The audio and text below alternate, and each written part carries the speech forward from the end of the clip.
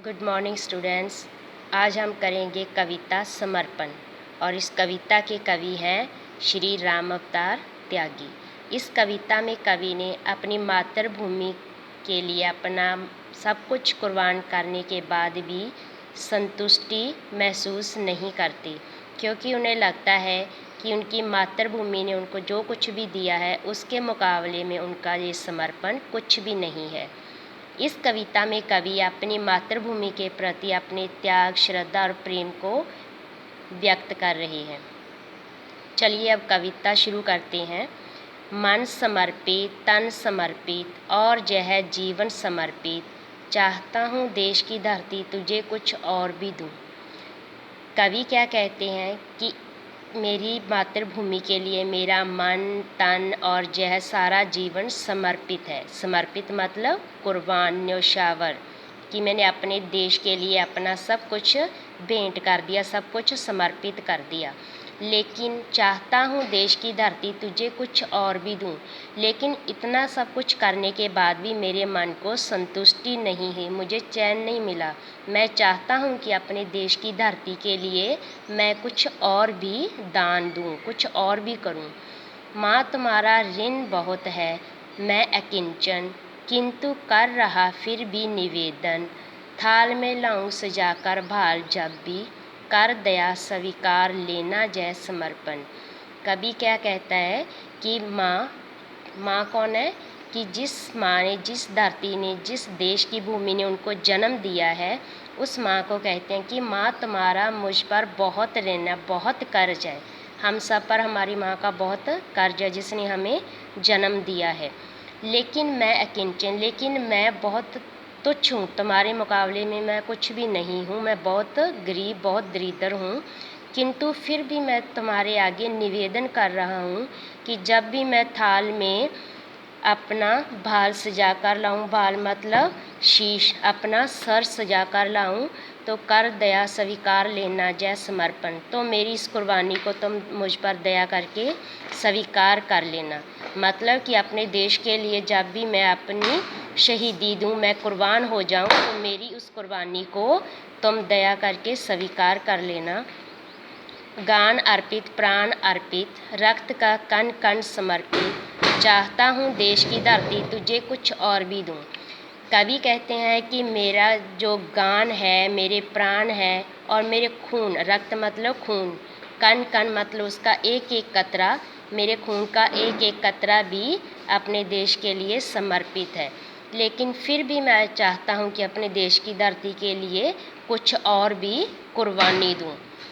मांझ दो तलवार को, लगाओ ना देरी, बांध दो कसकर कमर पर ढाल मेरी, भाल पर मल दो चरण की धूल थोड़ी, शीश पर आशीष की छाया घनेरी।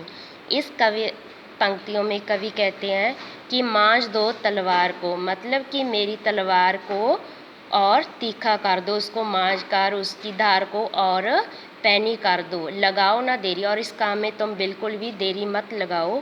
बांध दो कसकर कमर पर ढाल मेरी, और मेरी कमर पर कसकर ढाल बांध दो, ताकि मैं अपने देश के लिए कुर्बान होने के लिए आगे बढ़ सकूं। भाल पर मार दो चरण की धूल थोड़ी, और मेरी मातृभूमि की थोड़ी सी धूली मेरे माथे पर लगा दो। शीश पर आशीष की छाया गनेरी, जिससे कि मुझे यह महसूस हो कि मेरे शीश पर, मेरे माथे पर मेरी जन्मभूमि के आशीर्वाद की छाया है। स्वपन अर्पित, प्रश्न अर्पित, आयु का क्षण क्षण समर्पित, चाहता हूँ देश की धरती तुझे कुछ और भी दूँ। आगे कवि कहते हैं कि मेरे जितने भी देखे हुए स्वप्न हैं, जो हसीन स्वप्न है, और जो भी मेरे प्रश्न हैं, मेरी आयु मतलब मेरी उम्र के जो एक एक पल हैं, वो सब कुछ मैंने अपने देश के लिए कुर्बान कर दिए हैं। लेकिन फिर भी मैं चाहता हूँ कि अपने देश की धरती के लिए इन सब के बाद भी कुछ और कुर्बान करूँ।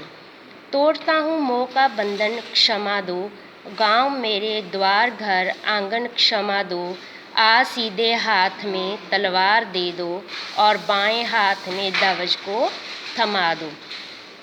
इन पंक्तियों में कवि कहना चाहता है कि तोड़ता हूँ मोह का बंधन क्षमा दो। कवि क्षमा क्यों मांग रहे हैं, माफ़ी क्यों मांग रहे हैं कि मेरे अपने परिवार से, अपने रिश्ते नाते जो हैं, उन सब से जो मेरा मोह का बंधन था, मैं उन सब को तोड़ता हूँ, क्योंकि मेरे लिए मेरा देश, मेरी मातृभूमि उन सब से बढ़कर है। इसलिए मैं उन सब से अपने मोह का बंधन तोड़ता हूँ। इसके लिए मैं माफ़ी भी चाहता हूँ। गाँव मेरे द्वार घर आंगन क्षमा दो। इसलिए जो मेरे गाँव हैं, जो मेरे घर द्वार हैं, वो जो आंगन है, वो सब मुझे माफ़ कर दें। आज सीधे हाथ में तलवार दे दो। मैं अपने देश की रक्षा के लिए, अपने देश के लिए अपने हाथ में तलवार लेकर आगे बढ़ना चाहता हूँ। इसलिए मेरे हाथ में तलवार दे दो और बाएं हाथ में दब्ज को थमा दो, और मेरे दूसरे हाथ में, बाएं हाथ में देश का झंडा, जो तिरंगा झंडा है, उसे थमा दूँ, ताकि मैं उसकी आन बान और शान को और ऊंचा कर सकूं। सुमन अर्पित, चमन अर्पित, नीड़ का तृण तृण समर्पित। चाहता हूँ देश की धरती तुझे कुछ और भी दूँ। कवि कहते हैं कि सुमन मतलब फूल, चमन बाग बगीचे, नीड़ का तृण तृण समर्पित। नीड़ मतलब घर बार घोंसला, ठीक है, उसका जो एक एक कण है, एक एक जो तिनका है, वो सब मैंने अपने देश के लिए कुर्बान कर दिया, अपनी मातृभूमि के लिए उसको कुर्बान कर दिया। लेकिन फिर भी मैं चाहता हूँ कि अपने देश की धरती के लिए इन सब से ज़्यादा कुछ और भी कुर्बान करूँ, क्योंकि जो कुछ मेरी मातृभूमि ने मुझे दिया है, उसके मुकाबले मेरी ये कुर्बानी, मेरा ये समर्पण कुछ भी नहीं है।